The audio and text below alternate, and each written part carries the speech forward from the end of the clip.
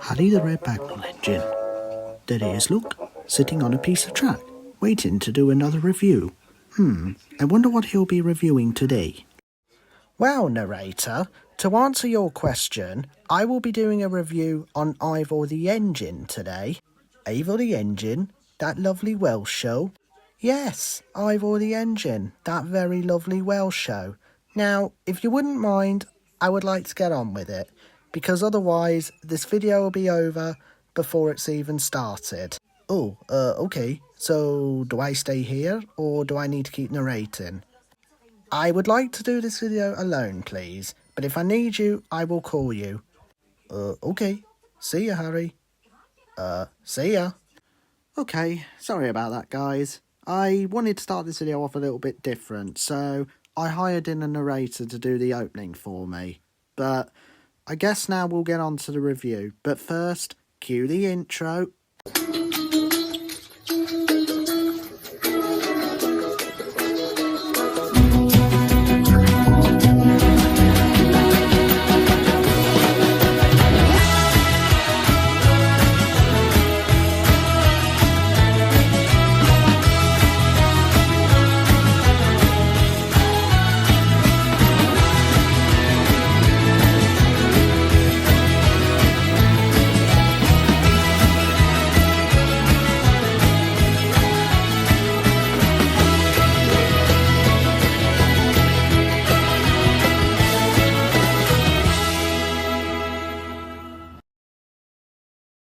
Okay, so as you guys are aware by now, today we are doing a review on Ivor the engine.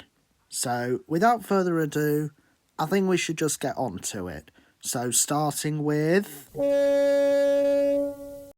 Ivor the Engine is a British animated series that was first released on December the 28th, 1959. However, it was only released in black and white. However, in 1975, the series was revived with colour, lasting from 1975 to 1977. The show used a very interesting animation style. Instead of being filmed on a live-action set or being filmed with models, the show was made using paper cutout stop-motion animation. In 1962, a few years after the TV series started, Ivor would get its first book, which was simply titled Ivor the Engine, The First Story. Then, in 1975, so again like I talked about earlier, Ivor the Engine would be revived for TV, but this time in colour, compared to before in 1959 when it was released in black and white. And from what I know, I believe this is the version of Ivor that most people are familiar with. Hey, I'm familiar with this version of Ivor myself. I remember watching these versions of episodes quite a while ago. And I think that's about it for production history on Ivor the Engine. Yeah, a bit like Ben and Holly, I couldn't really find that much production history regarding Ivor. So... yeah, so I guess we'll move on to the next topic, which is going to be... So, like a lot of TV shows, Ivor the Engine has lots of characters, ranging from Ivor the Engine himself, his driver, Jones the Steam, Di Station the Station Master, Mrs. Porty, the railway owner, and Owen the Signal too, who operates a signal box. Yeah, Ivor the Engine does have a lot of characters. But if I could choose a character that I'd say is my absolute favourite in Ivor the Engine, I would have to say Di Station. Why? Well, I just simply find Di Station to be the most funniest and humorous character in this series, especially with the way he's always complaining about the regulations. Oh, regulations. Yeah, like that. My other favourite character as well would have to be Jones the Steam, simply because I just like the way that he communicates with Ivor. Yes, Ivor can't speak, but Jones the Steam easily knows what he's saying and knows how he's feeling. Honestly, his dynamic with Ivor is very sweet. Now, like I said in the Ben and Holly review, normally when I'm watching a show, I usually tend to find a character that I don't like. But honestly, I couldn't find anyone I dislike in Ivor the Engine. So, exactly like in the Ben and Holly video, I don't have a character I dislike, honestly. I think they're all good in their own way. And I think that's pretty much about it. Yeah, when it comes to the characters in Ivor the Engine, I don't really have that much to say about them.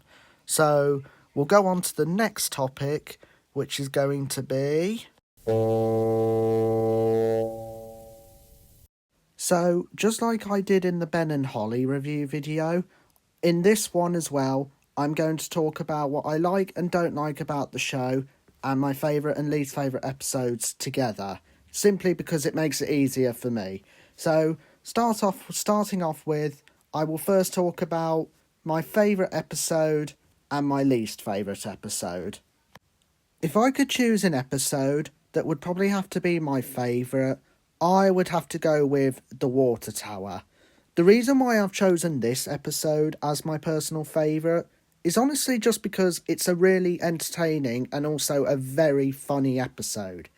Basically, in this episode, it starts off with Jones the Steam washing Ivor when he gets a call from Dye Station saying that they need to pick up a new loom for Miss Blofsky, the weaving lady. So Jones the Steam climbs into Ivor's cab and says, "Come on, Ivor, we need to fill up your tanks." But as they go to the water tower, Ivor puts his brakes on, and Jones the Steam can't figure out why. A few minutes later, Miss Blofsky and Dye Station arrive down at Ivor's shed. Jones tells them that Ivor won't go under the water tower, so Miss Blofsky tries to see why Ivor won't, but unfortunately doesn't manage to succeed. So Dye Station, being a station master, steps in and tells Ivor, would you kindly go under the water tower and fill up your tanks? But Ivor still says no. Eventually, Mrs. Porty, the railway owner, comes, and we find out that the reason that Ivor didn't go under the water tower was because of Mrs. Porty's fish. Honestly, the way everyone is trying to get Ivor to go under the water tower is just so funny, in my opinion. And the way that Ivor keeps saying no, yes, when Ivor does one blow with his whistle, it means he's saying no. But honestly, just with how funny this episode is, that's the reason why I would class this as my favourite episode of the whole Ivor the Engine franchise. Now, regarding a least favourite episode, was definitely a very tough decision. But if I could go with one episode that I'm not the most keen on, I might have to go with Chickens. And the reason I've gone with Chickens is just that I find this episode a little bit boring. Basically, in this episode, it starts off where we are at Laniog Station to discover that Ivor is not there. Dye is trying to work out where Ivor is, and as usual, is getting all angry about the regulations. We eventually learn that later in the episode, Ivor went to go and see the chickens. And when they get back, of course, Dye isn't going to be very happy. Yeah, this episode, in my opinion, is just honestly really boring, and I just feel that not much happens in it. Although, the one bit that definitely did make me laugh was when Jones the Steam showed Dye the eggs, and he was like, "Oh, well, that's, something." I don't know why, but that bit makes me laugh every time. So for an episode that in my opinion is really boring, it definitely does still have funny moments. Okay, so now that I've talked about my favourite and least favourite episode of the show, I now want to talk about one thing that I like about Ivor the Engine, and maybe one thing that I don't like, but honestly that's probably going to be hard. One thing that I like about Ivor the Engine is how the sound effects are made. Most vehicle shows like Thomas and Friends, Ricky Zoom, and heck, even the Cars franchise, either have gone to a real place to record the sounds or have got them from a sound effects library. But Ivor the Engine isn't like that. Ivor the Engine sounds were made vocally. Vocally. You might wonder, anyone wondering what that means, it means that the sound effects were recorded by someone making their own train sounds. There's basically like this. Yeah, pretty much like that. Another thing that I like about the show as well is actually in terms of Ivor himself. Now, in a lot of vehicle shows, the vehicles themselves have eyes and a mouth, heck, even a face from time to time, and can usually speak. Ivor the Engine is not like that. Ivor is still sentient, but he can't talk. So when Ivor is trying to talk, he uses his whistle. Basically, his whistle is his voice.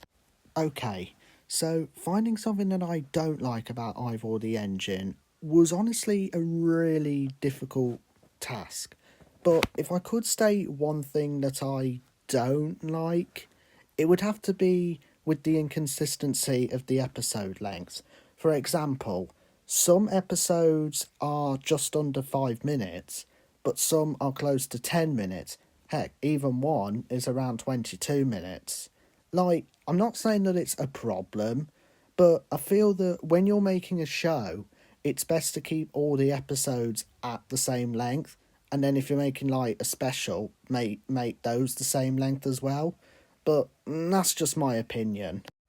But aside from that one tiny problem I have with the show, I would describe Ivor the Engine as one of the most underrated and most awesome shows I have ever seen. Ivor the Engine is a great show in my personal opinion. Alright then guys, that brings us to the end of another review video. Now, apologies about any audio changes, because as I said in the Ben and Holly review, this video was recorded over several weeks and my energy was different as each time. And another thing as well, apologies about any stuttering as well. I just sometimes stutter when I'm making videos, so again, I apologise about that. But I hope you guys enjoyed this review video, because I know I enjoyed it. And for now, I will see you guys in the next review video. So, this is Harry the Red Bagnall Engine, signing off. Peace out, y'all, and see you next time.